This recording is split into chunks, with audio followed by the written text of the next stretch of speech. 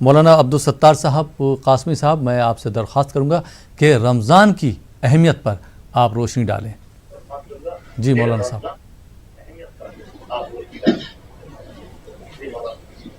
بسم اللہ الرحمن الرحیم نحمده ونصلی علی رسولہ الکریم اما بعد.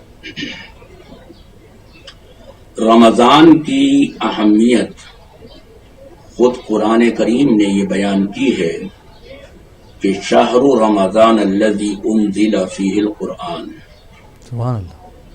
ہم رمضان کو روزوں کا مہینہ سمجھتے ہیں، لیکن اللہ فرماتا ہے کہ اس مہینے کی اہمیت یہ ہے کہ قرآن جیسی سراپا ہدایت کو، جو کتاب ہدایت بلکہ سراپا ہدایت کو ہم نے اسی ماہ مبارک میں نازل کیا ہے. شہر رمضان الذی انزل فیہ القرآن ھدی للناس وبینات من الھدی والفرقان.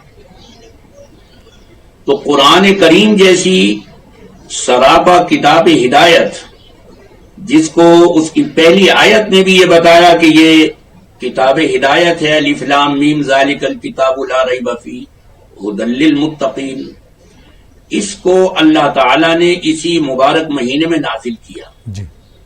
بلکہ اگر ہم مطالعہ کریں تو جتنی بھی آسمانی کتابیں نازل ہوئیں جی. وہ سب رمضان ہی کے مہینے میں نازل ہوئیں. وہ توریت ہو، انجیل ہو، زبور ہو، جی. جتنی بھی آسمانی کتابیں نازل ہوئیں وہ سب اسی رمضان کے مہینے میں نازل ہوئی. جی. تو سب سے بڑی اہمیت اس رمضان کی یہ ہے کہ قرآن کریم نازل ہوا، جو تمام انسانیت کی ہدایت کے لیے اور اس کے تزکیے کے لیے یہ کتاب اتاری گئی، اور یہ تمام آسمانی کتابیں کہ انسان میں تزکیہ آئے، انسان میں انسانیت آئے، آدمیت آئے.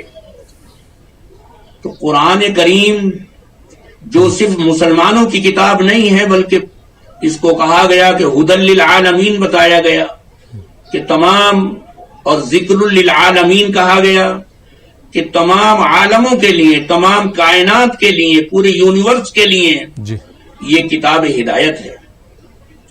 اس کی سب سے بڑی اہمیت یہ ہے. پھر اس مہینے کے کیٹیگری کے حساب سے 3 حصے کر دیے گئے، یعنی 3 عشرے. اور یہ پہلا عشرہ چل رہا ہے جو رحمت کا ہے، سراپا رحمت. دوسرا وہ گویا مغفرت کا ہے، اور تیسرا عتق من النار، جہنم سے خلاصی کا ہے. تو جو اللہ کے نیک بندے عباد الرحمن جن کی قرآن نے صفت بیان کی ہے، ان کے لیے تو یہ پہلے دن اور پہلی رات اور پہلی گھڑی سے سراپا رحمت ہے. جی. اور یہ پہلا عشرہ چل رہا ہے. جی. لیکن جو دوسری کیٹیگری میں آتے ہیں کہ جن کے یہاں نیکیاں بھی ہیں اور گناہ بھی ہیں، ان کے لیے یہ 10 روز کی آزمائش اور 10 روز کی محنت ان کے لیے مغفرت کا سبب بنتی ہے، ان کے لیے بھی نجات کا ذریعہ بن جاتا ہے رمضان. اور بہت سے ایسے بندے بھی ہیں کہ جو بہت ہی زیادہ گناہوں میں مبتلا ہیں، بہت ہی زیادہ انہوں نے سیئات اور کبائر کا ارتکاب کیا ہے. ان کے لیے 10 روزے کافی نہیں ہوتے، ان کے لیے پھر 20 روزوں کے بعد اللہ کی طرف سے یہ انعام ملتا ہے کہ جاؤ، ہم نے تم کو بھی جہنم سے بری کیا، آزاد کیا. یہ اللہ کی طرف سے ایک عطیہ ہے، عطیہ خداوندی ہے. بے شک. وہ چاہتا ہے کہ اس کے بندے اس کی رحمت میں، اس کی مغفرت میں شامل ہوں اور جہنم سے ان کو خلاصی اور آزادی ملے. جی. غرض یہ کہ یہ بڑا ہی بابرکت مہینہ ہے، اور بالخصوص آج کے موسم میں اور آج کے ماحول میں ہمیں اس میں بہت ہی زیادہ دعاؤں کی ضرورت ہے. کیونکہ قرآن کا مہینہ ہے، اور قرآن گویا پورے تزکیے کی کتاب ہے، انسانی ہدایت کے لیے یہ نازل کی گئی ہے کہ ہم اس کا زیادہ سے زیادہ مطالعہ کریں اسی کے بارے میں اللہ نے فرمایا کہ یہ کتاب تو اس لیے نازل کی ہے، کتاب انزلناہ الیک مبارکن، یہ بابرکت کتاب ہم نے اس لیے نازل کی ہے لیتدبر، تاکہ اس میں تدبر کریں، غور و فکر کریں، جی اس کی تلاوت کریں. اور تلاوت صرف قرآن کے پڑھنے کو کہتے ہیں، کسی دوسری کتاب کے پڑھنے کو تلاوت نہیں کہا جاتا. جی تلاوت عربی کا لفظ ہے اور اس کے معنی صرف پڑھنے کے نہیں ہیں، بلکہ جیسا کہ تمام لغات کے ائمہ نے جو مستند کتابیں اتھینٹک بکس ہیں لغت کی، جیسے گویا تاج العروس ہے، لسان العرب ہے، مفردات امام راغب ہے، ان تمام میں یہ لکھا ہے کہ تلا یتلو تلون و تلاوتن، تلا قرأ و تلا. اس کے معنی یہ ہے کہ پڑھا اور پڑھ کر پیچھے چلا.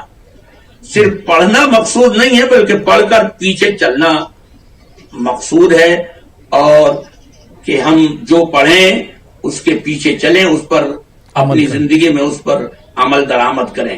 یہی وجہ ہے کہ حضرات صحابہ کو ہم دیکھتے ہیں کہ وہ 10 آیتوں کا سبق لینے کے لیے جاتے تھے. حضرات صحابہ جیسا کہ حضرت عبداللہ ابن مسعود رضی اللہ تعالی عنہ کی روایت ہے کہ ہم صحابہ 10 آیتوں کا سبق لینے جاتے تھے، اور جب ان میں جو حلال و حرام ہے اور امر و نہی ہے جب اس پر عمل ہو جاتا تو پھر ہم اگلی 10 آیتیں نبی کریم صلی اللہ علیہ وسلم سے لینے جاتے.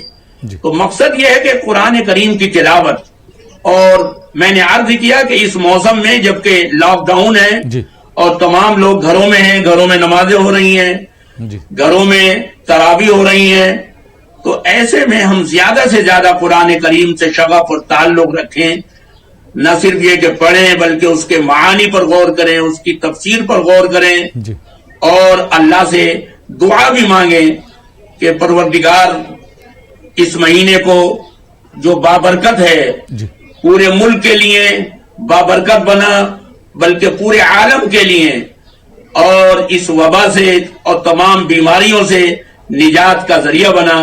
یہ ہم سب کا فریضہ ہے کہ ہم شب و روز اس مبارک مہینے میں دعائیں مانگیں، اپنے وقت کو زیادہ سے زیادہ قرآن کریم کی تلاوت اور اس کے گویا مطالعے میں مشغول رکھیں. جی بہت بہت شکریہ مولانا صاحب رمضان کی اہمیت پر روشنی ڈالنے کے لیے. اور